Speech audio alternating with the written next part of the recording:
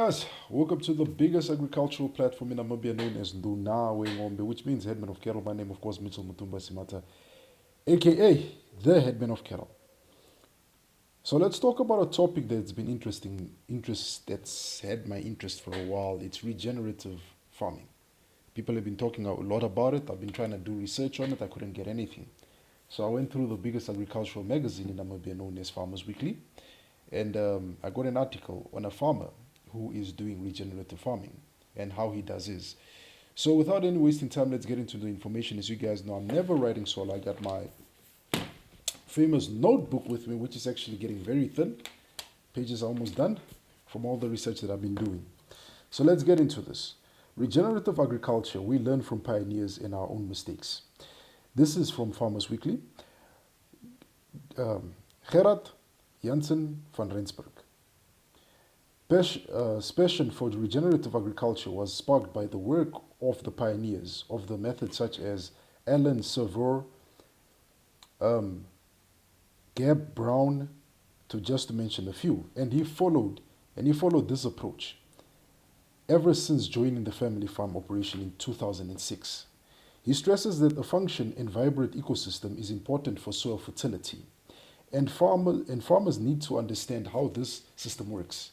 Janssen van Rensburg defines regenerative farming as the farmer tenderly managing the soil and working in a mutual relationship with nature to increase the fertility year after year.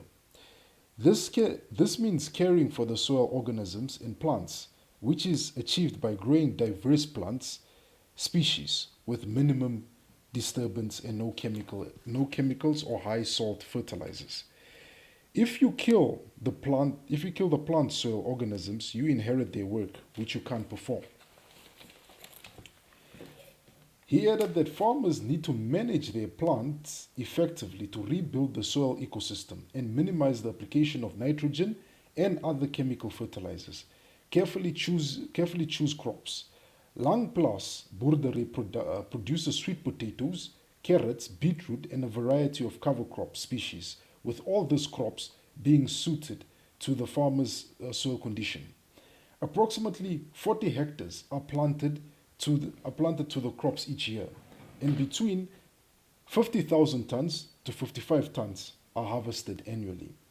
Janssen van Rensburg says they produce a greater variety of crops in the past, but now focus on a few that perform well in the area. Carrots are grown all year round, and the beetroot and sweet potatoes for about 8 months of the year. In addition, farming operation, they own a washing and packaging facility, as well as a logistics company through which they transport their produces. So they don't hire somebody's trucks. They have their own tractors. They have their own trucks. The brothers used to analyze map technology to correct specific parts of the land, which helps ensure that the soil achieves a hegemonous state. We strive to increase the carbon content of our soil, which forms part of our conservation practice. Currently, it is between 3% and 4%, which is above the South African average. The information is from South Africa. And we do our own best to increase it, as it is an indication of a functioning ecosystem, as well as the presence of earthworms. So you want to get those earthworms back into the ground. He adds that carbon is a critical substance for microorganisms to provide them with a sustainable home. It is also vital for the sustainability of the entire soil system because it buffers many other chemical interactions in the soil. Tillage and over-fertilizing, amongst other traditional practices, reduce the carbon content in the soil. Getting the soil ready. Soil preparation always starts with cover crops. Van Rensburg says he plants a number of different species such as oats, herbs, ligaments, and brassicas on the same land. and plows these into the soil when the time comes to plant the cash crops. This is usually done at the depth of about 20 centimeters to 30 centimeters, and the soil is irrigated so that the process of breaking down the plant material can begin. The lands are ripped twice to ensure that the soil is loose enough to ensure drainage to happen, which prevents the crops rotting during the wet season. Although ripping is a destructive process for soil health, we do more of the soil for the soil by countering the effects using crop cover and organic fertilizers.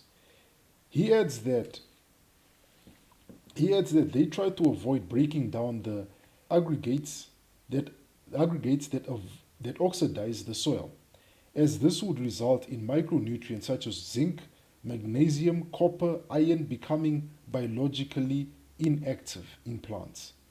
This in turn would lead to a reduction in yield and an increase in pest pressure. Once the soil has been prepared, the seed is planted. The brothers use around 1 million seeds a hectare for carrots and 500,000 seeds a hectare for beetroots, and usually plant them 3 centimeters to 5 centimeters apart at the depth of about 1 centimeter.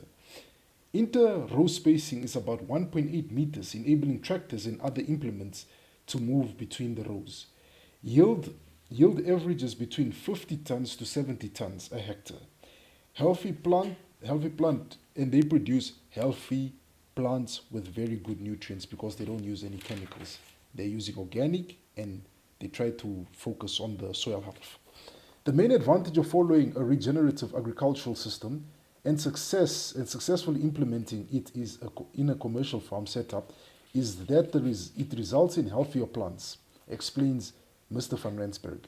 In addition, the need for insecticides and pesticides reduces, which often leads to return of important soil organisms such as worms, such as earthworms. He adds that because Langplas has reduced its fertilizer dependency by 40% to 70%, its profits have increased. So that's regenerative agriculture.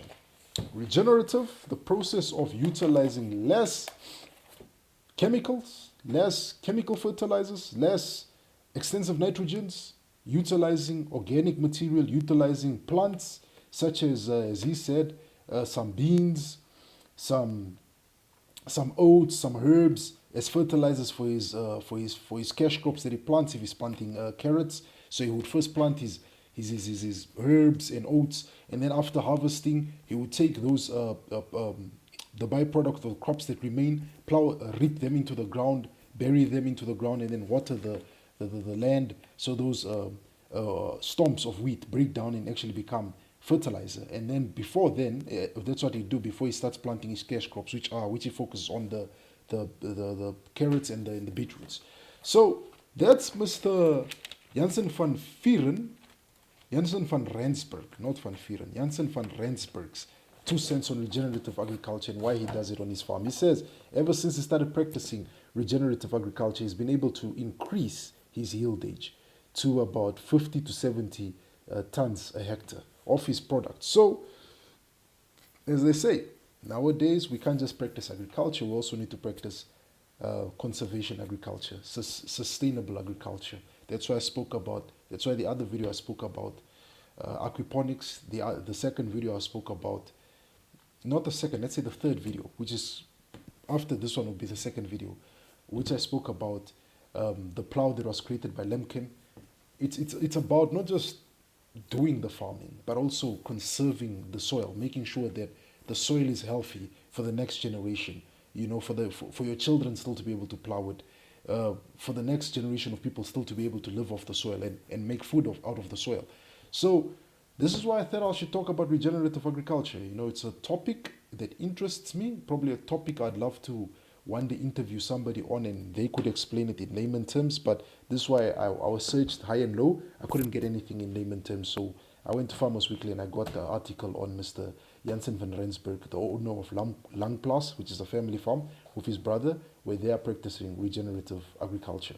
And that was his words on the practice of regenerative agriculture. With that said, ladies and gentlemen, I just want to say bye for now.